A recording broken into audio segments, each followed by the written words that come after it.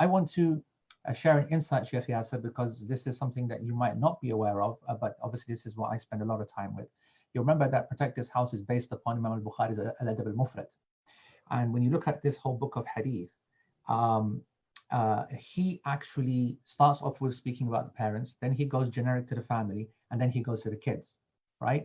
And what's interesting, I don't know if you know, is that he gave 100 hadith to the issue of the family, like almost exactly 100, as if he wants to start with the first hadith about parents, and then he ends the 100th with a 6 or 7 kind of hadith, building up to the 100th. And the 100th is the statement of Abu Hurairah radiallahu anhu, where he said that I heard the Messenger of Allah sallallahu alaihi wasallam say, Allah the Mighty and Exalted has divided up mercy into 100 portions. He retained 99 portions with himself and sent 1 portion to earth. It is because of this portion that the creation is merciful to one another, to the extent that the mare lifts its hooves away from its fowl for fear of harming it.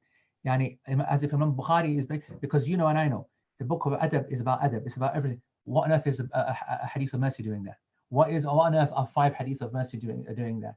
Because Imam Bukhari is basically saying that the number 1 key ingredient for being successful in the tarbiyah of your children is to have mercy, to have mercy, to have mercy. That's what's going to be the number 1 ingredient that's going to take you through. So what you actually said is exactly what the scholars always said. So I'll end this session with something which I think at least is it's a takeaway. There's a lot to take away, hopefully, for you. Obviously, I'm saying you must study this class. It is the most important class I teach, and you really must appreciate all of the content, the issues, the threats, and how to deal with it.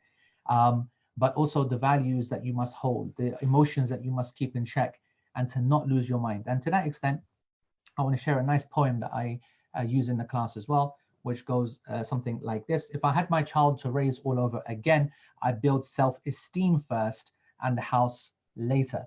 I'd finger paint more and point the finger less.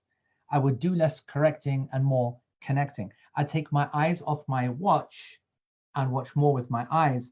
I would care to know less and know to care more. I'd take more hikes. I'd fly more kites.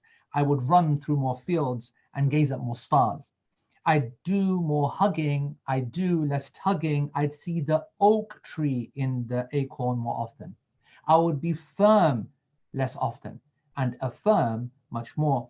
I'd focus less on the love of power and more on the power of love.